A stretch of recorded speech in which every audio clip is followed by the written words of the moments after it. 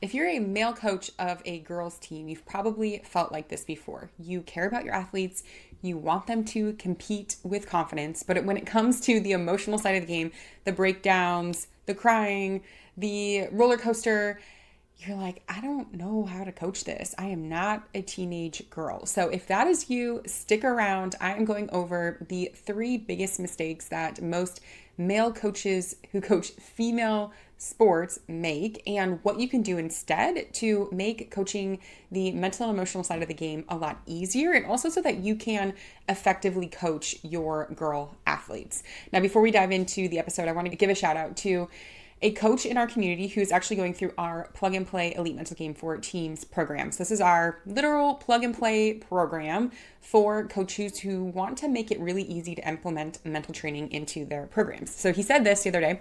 He said, as a male coach coming from the boys game, I had never spent too much time on mental preparedness, visualization, snapback routines. That was all new to me, but plug and play made it simple. I didn't have to be an expert.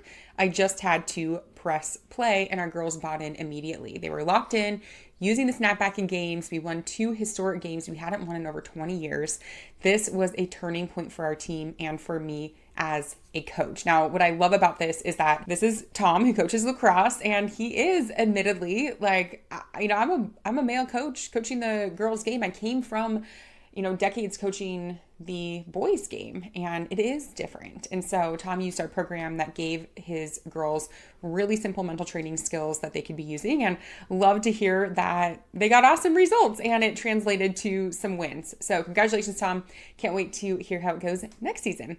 All right, let's get into it. The number one mistake that male coaches make when it comes to coaching females is probably one that you could guess: coaching them like boys. Now, a lot of times we think, well, it's not that different, right? Like it's not, but it is. Those of you that have coached both boys and girls sports know that like you can't actually coach in the same way when you're coaching girls. And what motivates boys, like very intense feedback, tough love, often completely backfires with girls. And there's a reason for that. The female brain is wired for connection before performance. Research from Dr. Luann Brizendine and others show that girls have a stronger activity in their mirror neuron system. So they're more socially attuned and experience deeper emotional response to relational cues like body language, tone, and peer dynamics. That doesn't mean that your girl athletes aren't listening to what you say. They're just internalizing how you're saying it and who heard it and any little things with your body language. They're internalizing all of that. And when they sense disconnection or shame or, the performance drops, when they, on the opposite, feel seen, heard, supported, performance rises. And this is why saying just like shake it off or get over it doesn't really land. And it's not really about mental weakness. It's about emotional safety. So they're constantly looking for cues from their environment, specifically from you, on like, am I accepted? And am I safe here? Now, shutdowns when it comes to girl athletes. So if you have an athlete who spirals after a mistake, tears up, freezes, emotionally checks out, here's what's really happening. Her nervous system has gone into fight or flight or freeze. Now, this isn't actually regulated to just girls, right? There's a lot of things that are across the board. This is like what all athletes experience. After they make a mistake, their nervous system can get dysregulated because their amygdala is sensing a threat to their psychological safety. That means like, do I fit in here? So when they make a mistake and they start spiraling, it's like because their nervous system is picking up on that threat. And so when she is in that spiraling state, really nothing that you can do or say is going to help her in that moment. So the center of her brain, her prefrontal cortex, is offline. It's not an attitude problem. It's not really actually a meltdown. It's just biology. And if you try to pile on like more feedback during that time and, more coaching, her brain is just like not wired to be able to handle that. Neither, like no athlete really is. And so what most male athletes think of like motivating or correcting actually makes it worse. And so we'll talk about what you can do instead in a little bit, but just know that that's a very common response for most athletes, but it might look different in how boy athletes and girl athletes show it. So both shut down, both have a hard time coming back from mistakes. But girl athletes, you might see more of the emotional, like checking out or some tears sometimes. So mistake number 2 that I see in males who are coaching female sports is that they start to just shut down and become silent. So they are like, I don't want to say the wrong thing. I don't want to, I feel like I'm walking on eggshells. Anything I could say, I don't want to be perceived as wrong. And so they just like swing to the extreme and go quiet. They avoid feedback. They stop coaching in the emotional moments. They tiptoe around their athletes for fear of saying the wrong thing, right? But silence doesn't really build safety. It actually causes some confusion because, like I said, girls are always scanning for social cues. And so when a coach goes silent, now they interpret this as rejection or disapproval. And the brain kind of fills in the blanks. Like, my coach doesn't like me, or I'm letting people down, or I'm not good. All of those things can be what the brain decides it's going to fill in the blanks with. So that uncertainty creates even more stress and then disconnects them. And so before you're like, oh my gosh, this just sounds like so complicated.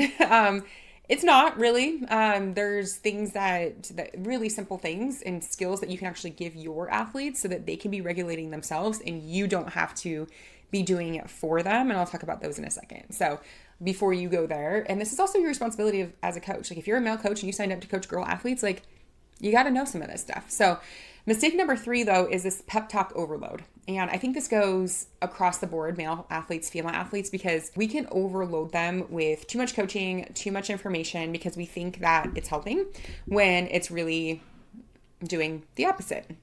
She's not hearing your message because, like I said, she's probably spiraling a little bit. She literally cannot process it. Her nervous system is dysregulated. More words equals more overwhelm. So instead of like talking her through it, we need her to give her a way to reset. And that'll bring us to what actually works. But a quick note on that. Like, I think this goes, I used to, as a young coach, like fall into this trap all the time where I feel like I had to like prove my coaching knowledge and just like say everything that I knew about the sport.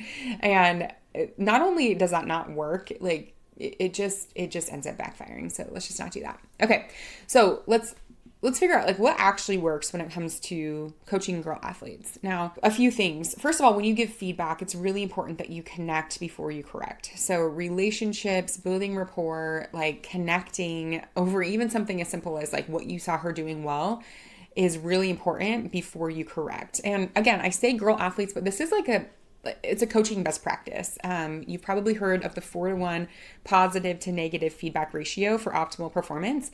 I always have like a little 4-to-1 on my whiteboard or my clipboard just to remind me of that, it's our job as coaches to point out the negative, but we can get into that a little bit too much. So connect before you correct is really, really important. Also, just giving her some mental training tools to be able to navigate some of these tough times so that you don't have to be the one to try and like save her, if you will. So the simplest thing that we give athletes through mental training is called a Snapback Routine. So a way that she can utilize her breath. So it's a combination of a breath, a reset word, a reset signal. She can do that after she makes a mistake, after things get a little bit like, just kind of bumped out of flow state. She has a way that she can regulate herself, and it's custom to her. So it's not you having to like be the one trying to get her head back in the game or coach through the emotions.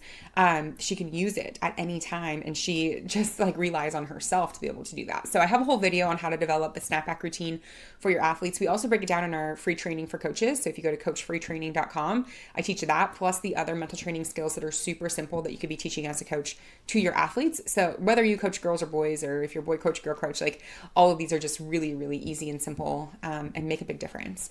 The other thing is like, if you just build in time to have some sort of like check-in with your athletes. And I like to do this on a team level. So we spend like 10 minutes on a Friday checking in. We do roses and thorns.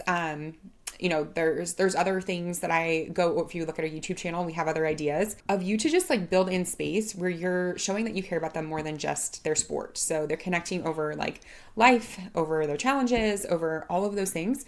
And the key here is that they have space to, show that they're more than just an athlete. And it matters. It really does go up, like 10 minutes goes a long way. And that helps with your team dynamics too, because especially girl athletes, when they feel connected to each other, they're going to play better. And the only way to feel connected is to know each other. So you have to build in time to be able to do that. Now, the other thing that I want to say about this, sometimes we think if I'm a male coach, I have to like soften up and, there's girl athletes are so weak. Like that is not true. that is absolutely false. And so if you have that narrative in your head, you need to check yourself because girl athletes are not weak. They can work hard just like anybody else. They're intense, they're competitive. And it doesn't mean that you stop coaching hard or lower your standards or start handing out like emotional gold stars. It means that you are committed to structure, to discipline, to boundaries, to consistency.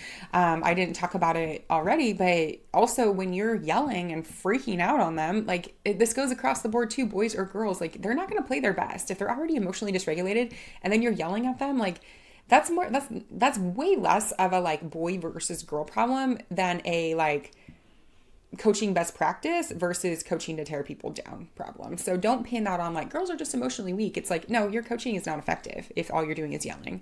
And so making sure that you have like, you're consistent in how you show up, that you're not just resorting to yelling and thinking that's coaching. You're connecting before you're correcting. You're building in time for them to connect with each other, that you give them simple mental training skills so that they can emotionally regulate. That's actually good for all athletes, not just girl athletes. That's like coaching best practices. So they need to know that they can trust you. They need to know that you're going to be consistent, that you're going to be calm and emotionally aware. If you do show up like that as a coach, they're going to give you everything they got. So that's really what we're building, a coaching environment where girls feel safe to take risks, to fail, to get back up, to compete, because that's really what confidence is. It's not about perfection, right? It's the belief that like, even though this is hard, I can do it and I can get through it. I also want to just hit on boundaries. Like hopefully this goes without saying, but if you are a male coaching a girl's sport, do not put yourself in situations that are going to be compromising. Do not be one-on-one with your girl athletes. Don't be one-on-one in a car, in a training situation, texting, like no, none of that. Okay. Make sure that you always loop in another coach. Just protect yourself and protect your girl athletes.